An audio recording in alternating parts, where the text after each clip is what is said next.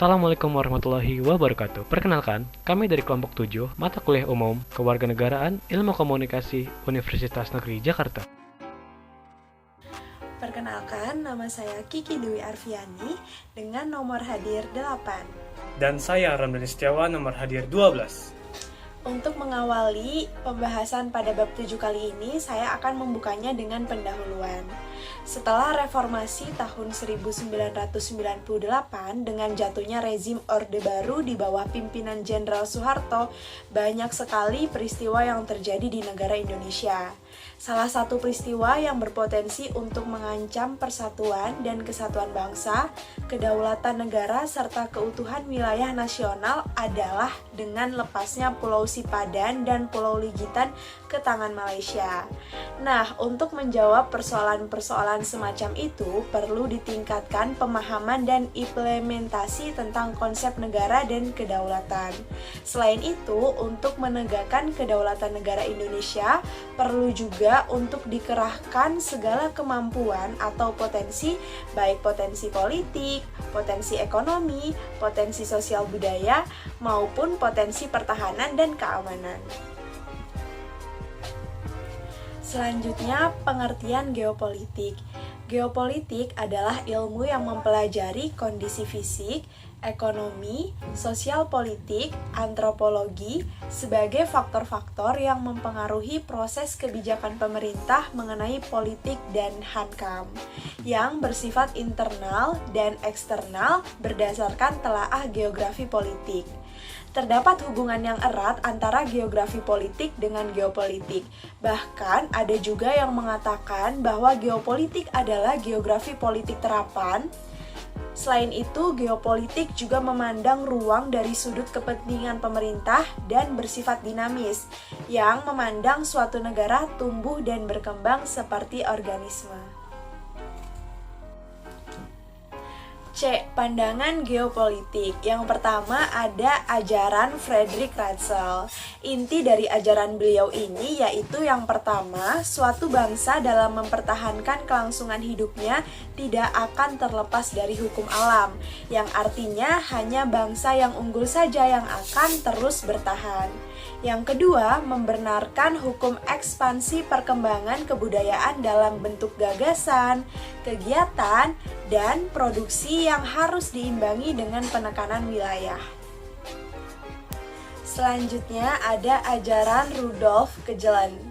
Yang pertama, ajaran beliau ini melanjutkan teori dari Friedrich Ratzel yang juga menyatakan bahwa negara bukan saja suatu organisme, tetapi juga harus memiliki intelektual. Kemudian yang kedua, beliau juga membenarkan bahwa penekanan ruang atau hukum ekspansi suatu negara juga harus mampu bersuasembada serta memanfaatkan kebudayaan dan teknologi guna meningkatkan nasionalnya yang memiliki tujuan untuk mencapai persatuan dan kesatuan yang harmonis. Yang terakhir ada ajaran dari Karl Haushofer. Nah, inti ajaran beliau yaitu yang pertama menyebutkan bahwa kekuasaan imperium daratan yang kompak akan dapat mengejar kekuasaan imperium maritim untuk menguasai pengawasan di laut. Yang kedua, inti dari ajarannya menyebutkan bahwa beberapa negara besar di dunia akan timbul dan akan menguasai Eropa, Afrika, dan Asia Barat. Selanjutnya, menurut Hamdan Mansur, dalam menentukan, membina, dan mengembangkan wawasan nasionalnya, bangsa Indonesia menggali dan mengembangkan dari kondisi nyata yang terdapat di lingkungan Indonesia sendiri. Wawasan nasional Indonesia dibentuk dan dijiwai oleh pemahaman kekuasaan bangsa Indonesia yang berlandaskan falsafah Pancasila dan oleh gagasan geopolitik Indonesia yang berlandaskan pemikiran kewilayahan dan kehidupan bangsa Indonesia.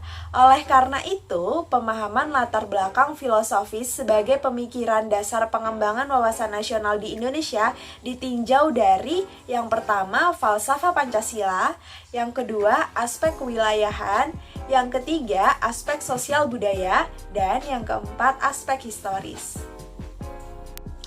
Kedudukan, fungsi, dan tujuan. Kedudukan wawasan Nusantara yaitu sebagai visi bangsa, sedangkan tujuan wawasan Nusantara berfungsi sebagai pedoman, motivasi, dorongan, serta rambu-rambu dalam menentukan segala kebijakan. Kemudian ada tujuan wawasan Nusantara, yang pertama ke dalam, yaitu untuk mewujudkan satu kesatuan segenap aspek kehidupan nasional, baik alamiah seperti geografi, demografi, dan kenyataan alam, maupun aspek sosial seperti ideologi, politik, ekonomi, sosial budaya, dan pertahanan keamanan. Yang kedua yaitu tujuan keluar, untuk ikut serta mewujudkan kebahagiaan, ketertiban, dan perdamaian bagi seluruh umat manusia. Wawasan Nusantara sebagai wawasan wilayah. Apabila kita meninjau latar belakang wawasan Nusantara dengan pendekatan sejarah dan yuridis, maka berarti bahwa kita akan meninjau perjuangan bangsa Indonesia untuk mengembangkan dan mempertahankan wawasan Nusantara di forum internasional. Praktek negara-negara.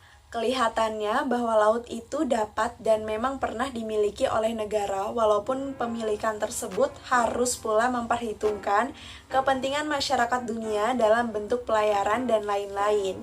Contohnya, negara Venesia menuntut sebagian besar dari Laut Adriatik.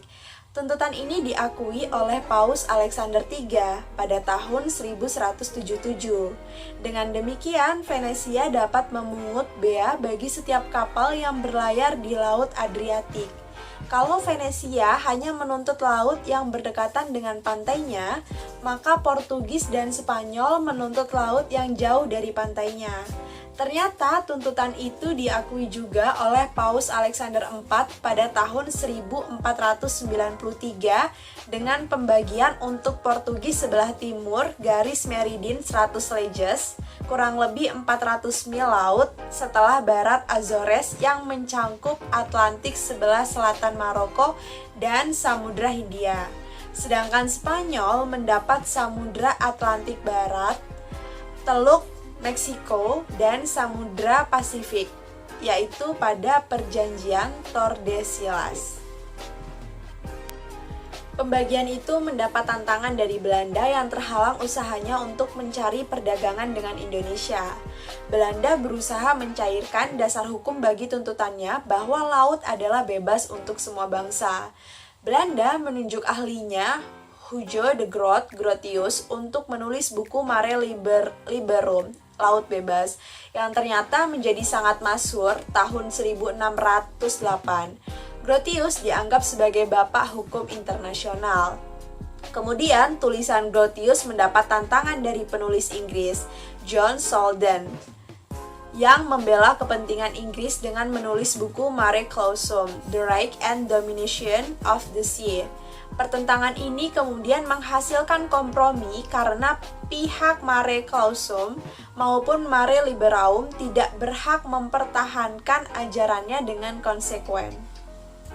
Sebagaimana hukum laut mempunyai aliran konsep Mare Liberum dan Mare Clausum, maka hukum udara juga mempunyai aliran, yaitu yang pertama teori udara bebas, yang kedua teori negara berdaulat di utara.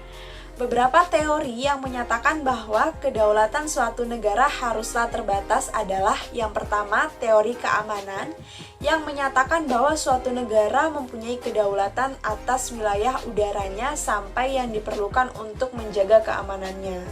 Yang kedua, teori penguasaan Koper, menyatakan bahwa kedaulatan negara ditentukan oleh kemampuan negara yang bersangkutan untuk menguasai ruang udara yang ada di atas wilayahnya secara fisik dan ilmiah. Selain itu, terdapat beberapa pokok strategi yang dapat dilakukan dalam mempertahankan kedaulatan wilayah sekaligus pembangunan wilayah perbatasan kita. Antara lain, 1. Pemerataan kembali titik-titik perbatasan di Indonesia. 2. Bangun jalan, prioritaskan pembangunan di sepanjang perbatasan darat. Yang ketiga, bangun wilayah baru di dekat perbatasan. Yang keempat, pembangunan pangkalan militer di dekat perbatasan. Yang kelima, galakan kembali transmigrasi. Yang keenam, pemberian intensif pajak. Yang ketujuh, pilih pemimpin yang kuat dan tegas. Yang kedelapan, perkuat diplomasi internasional. Dan yang kesembilan atau yang terakhir yaitu pembangunan sistem pendidikan yang nasionalis. Baiklah, selanjutnya saya akan membahas soal wawasan Nusantara sebagai tujuan pembangunan nasional. Wawasan Nusantara sebagai cara pandang bangsa Indonesia terhadap diri dan lingkungan berdasarkan Pancasila yang telah dikukuhkan secara hukum dengan dimuatnya dalam TAP MPR. Dan dalam TAP MPR tersebut menyebutkan tentang garis besar haluan negara menyelenggarakan negara dalam garis-garis besar sebagai pernyataan kehendak rakyat secara menyeluruh dan terpadu. H. Unsur dasar wawasan Nusantara.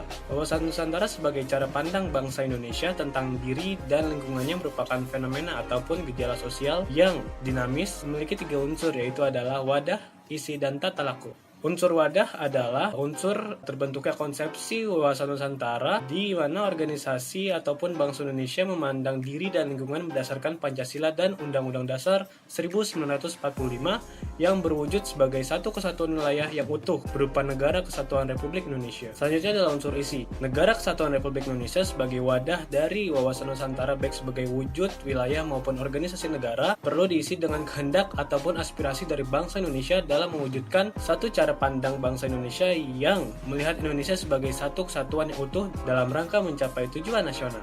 Selanjutnya adalah tata laku. Tata laku adalah sebagai unsur wawasan Nusantara merupakan kegiatan ataupun perilaku bangsa Indonesia dalam melaksanakan aspirasi guna mewujudkan Indonesia sebagai satu kesatuan yang menyeluruh dan mencapai tujuan nasional.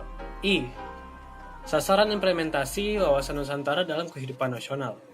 Sebagai cara pandang dan visi Indonesia, wawasan Nusantara harus dijadikan arahan, pedoman, acuan, dan tuntunan bagi setiap individu di dalam bangsa Indonesia membangun, memelihara kedaulatan bangsa dan negara. Oleh karena itu, implementasi atau penerapan wawasan Nusantara harus tercermin pola pikir, pola sikap, dan pola tindak yang senantiasa mendahulukan kepentingan bangsa dan negara daripada kepentingan pribadi ataupun kelompok sendiri.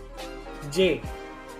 Sosialisasi wawasan Nusantara. Untuk mempercepat tercapainya tujuan wawasan Nusantara, di samping implementasi perlu juga dilakukan pemasyarakatan atau sosialisasi materi wawasan Nusantara kepada seluruh rakyat Indonesia. Nah, sosialisasi ini ada 2 cara, yaitu adalah menurut sifat dan cara penyampaiannya, yaitu adalah secara langsung dan juga tidak langsung. Lalu selanjutnya adalah sosialisasi menurut metode penyampaiannya, yang berupa keteladanan, edukasi, komunikasi, dan juga integrasi. Selanjutnya adalah beberapa kebijakan kedaulatan Indonesia yang pernah dilakukan oleh pemimpin negara. 1. Kebijakan kedaulatan di era pemerintahan Joko Widodo. Kebijakan Menteri Kelautan dan Perikanan Susi Pujiastuti pada era periode 2014 sampai 2019 adanya larangan penggunaan sejenis pukat harimau dalam proses penangkapan ikan melalui Peraturan Menteri Nomor 2 Tahun 2015 dan itu patut diapresiasi. Nomor 2, Poros Maritim ala Jokowi. Dalam konferensi tingkat tinggi negara-negara Asia Timur atau KTT-EAS di Myanmar pada Kamis 13 November 2014, di mana Presiden Joko Widodo sangatlah dipuja oleh media sebagai tokoh sentral pencetus poros maritim dunia. Selanjutnya adalah Deklarasi Juanda. Pada awal kemerdekaan, Indonesia masih menggunakan beberapa peraturan hukum yang melandaskan ataupun ditinggalkan oleh pemerintah Hindia Belanda, termasuk landasan hukum bidang kelautan, yaitu menyatakan bahwa lebar laut Indonesia adalah 3 mil, diukur dari garis rendah di pantai masing-masing pulau di Indonesia. Nomor 4 adalah Deklarasi Stockholm pada tahun 1972, yang dimana konferensi lingkungan hidup untuk pertama kalinya menjadi agenda resmi internasional pada tanggal 5-16 Juni tahun 1972 yang dilaksanakan di Stockholm, Swedia. Yang kelima, konferensi PBB tentang hukum laut pada tahun 1982, yang dimana 119 negara di dunia, termasuk Indonesia, telah mentandatangani konferensi PBB tentang hukum laut atau United Nations Convention on the Law of the Sea. Yang keenam, kebijakan Presiden Soeharto. Untuk menjawab agenda UNCLOS pada tahun 1982, Presiden Soeharto mengeluarkan Undang-Undang Nomor 5 Tahun 1983 tentang Zona Ekonomi Eksklusif Indonesia, Undang-Undang Nomor 9 Tahun 1985 tentang Perikanan, dan masih banyak undang-undang lainnya. 7. KTT Bumi Rio de Janeiro pada tahun 1992. 10 tahun setelah konvensi UNCLOS pada tahun 1982 yang lebih ditandatangani oleh 178 negara termasuk Indonesia oleh Presiden Soeharto. Kedelapan, Jakarta Mandat pada tahun 1995. Perhatian global terhadap konservasi dan memanfaatkan keberlanjutan keanekaragaman hayati laut dan pesisir dinyatakan dalam bentuk program Jakarta Mandat. Untuk implementasi isu keanekaragaman hayati pesisir pantai dan laut Indonesia. Contoh kasus yang kami kutip dari presentasi kami adalah kapal Cina kembali masuk Natuna, menolak pergi meski sudah diusir, Bakamla. yang kami kutip pada kompas.com.